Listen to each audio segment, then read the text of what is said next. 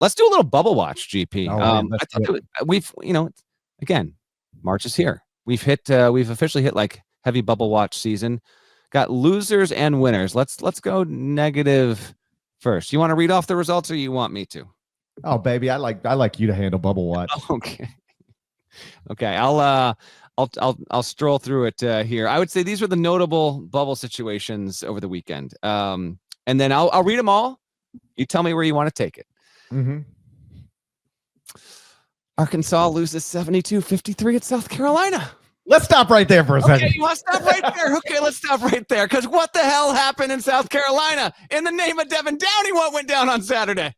John, my God, you had fought yourself all the way back to a point to where I gather Seth Greenberg was on TV talking about it's one of the greatest coaching jobs of John Calipari's career. You don't need to go there. Because he did. Okay, I love Seth Greenberg, and I mean that sincerely. Like, I think he's always been great to me. He's one. You can't keep getting contract extensions at ESPN if you're not good at your job and you don't treat people well, right? They don't just automatically extend to everybody who ever works at ESPN. You're just not guaranteed to get your next contract. All right. But Seth's been there a long time. He's good. But like, buddy, when you have a preseason top 20 team and you are struggling to stay in bubble watch, it is not one of the best coaching jobs of your career. It's a disaster. It's closer to a disaster. There is no excuse for this kind of defeat. If you lost and it was like 72-68, you'd be like, yo, that's not good. This was a no-show. Capital N, capital O, capital S, capital H, capital O, capital W. No show by Arkansas. Which South Carolina was up by as many as 35 points in this game, Parrish. One of those where I didn't have the game on right when it started. I turned it on, and the score didn't even compute in my mind because I thought it was flipped the other way around. Like, I thought Arkansas had the lead, and I triple-taked. I'm like, there's no way. Yes, there is a way. This is actually happening right now. What in the damn world is going on? Arkansas it was so bad. Man, we really didn't get more than one game into this bubble watch situation before going in. But you know what? This was so bad that at halftime, Arkansas logged 14 points. That was the fewest points and a half by Arkansas in the play-by-play era, which goes back to 96-97. And it was the fewest points, same for a John Calipari coach team, regardless of where he had been. And then they couldn't make up the difference after the break. South Carolina, you know what? Good on them. They're the worst team and a really good SEC. This was only their second league win of the season. Colin Murray-Boyles absolutely feasted on Arkansas. The tape is an embarrassing watch for the Razorbacks. I don't know. Like, some of these teams, I'm going to tell you whether I think they're in or out right now. I don't know if Arkansas is in after this. I'm so disgusted by the loss. I want to say it should be out. And you know what? I'm looking at resume metrics average at 48.3 right now.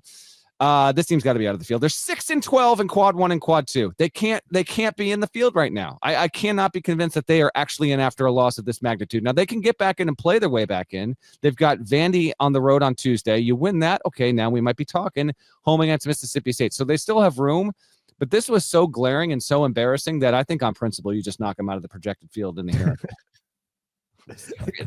I don't think you can make determinations based on principle. The principle being a lopsided loss to South Carolina. I understand. I'm declaring it now. I understand the sentiment. I don't know that it's actual criteria, but I totally get the sentiment. The sentiment makes sense.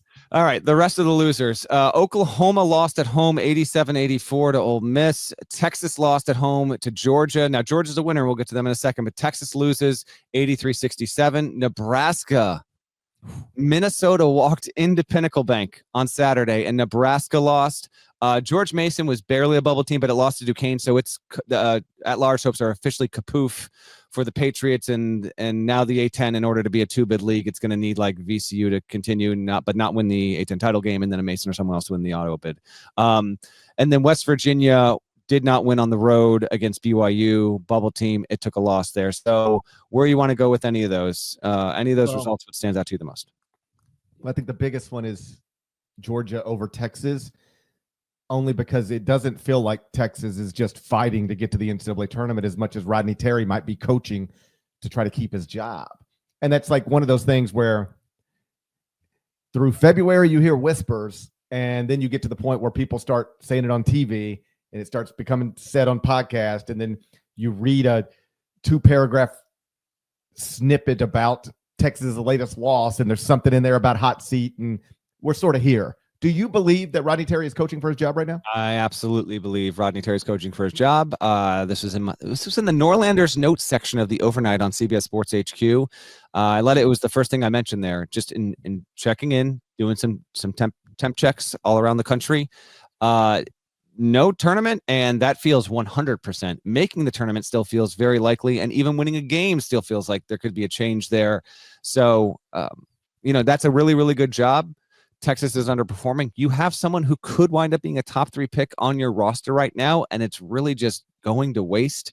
Trey Johnson is a very, very fun player to watch, and again, you're not entitled to make the tournament just because you have a top 5 NBA pick. Go ahead and ask Steve Peichel how that's working out for him. But I don't share this with any measure of happiness or anything. I'm just passing along what has been passed along to me by a variety of sources, and the expectation is that Texas keeps going down this way. Yes, that 100% that job will flip. Yeah, like you and I have both known Rodney for a long time. We both like Rodney. I mean, I don't want to speak for you. I love Rodney Terry. I've known him for a long time. He got this job. So just understand everything I'm about to say is with no emotion whatsoever. I'm just speaking factually. This is just the truth. When Chris Beard gets removed, it made sense to promote Rodney on an interim basis, and that is what they did. On the day Chris got removed, there was no scenario where Texas thought it was hiring Rodney Terry full-time. Just none, zero. But then he did such a good job the rest of the way that they felt like they had to, whether they had to or not. And if you'll remember, I made this point over and over again. Yes, you did. I said, I understand people keep saying you've got to hire Rodney Terry, but that is not the right way to look at it. You do not need to be hiring somebody because they did a good job for 2+ months with a basketball team that was largely built by somebody else.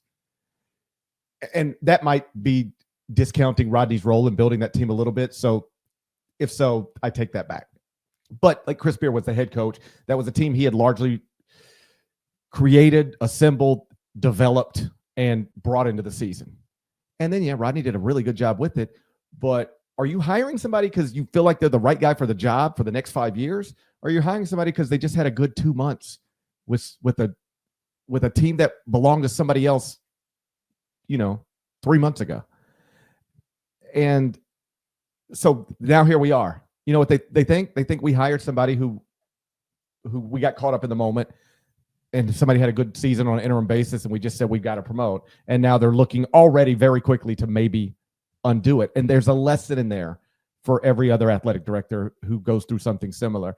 When you get forced into a situation where you have to promote an interim to get through the season, if it's clear cut, like this is the guy I would hire regardless, then sure, that should be considered. But if you're doing it because you just got caught up in a good 2 or 3 weeks or 4 weeks or 2 months even, that can oftentimes be a mistake. It was a mistake when Wichita State did it a few years ago. And now, just again, this is just a fact. Texas is at least considering that it might be a mistake with them right now. Yeah, I remember going into the tournament and hearing that, like, even winning a game or two wouldn't necessarily mean that Rodney Terry was going to keep the job. He winds up getting to the Elite Eight and then losing to Miami, and essentially, was auditioning for the job for 3 months. And what Texas did in the context of that season as it did it, like, it was undeniably impressive. But last season wasn't great, and this season is, it's heading toward, just severe letdown territory. Terry did get the Longhorns to the tournament last season as a 7 seed, didn't break through the second weekend, and now 5-11 in the league. We'll see where it goes from here.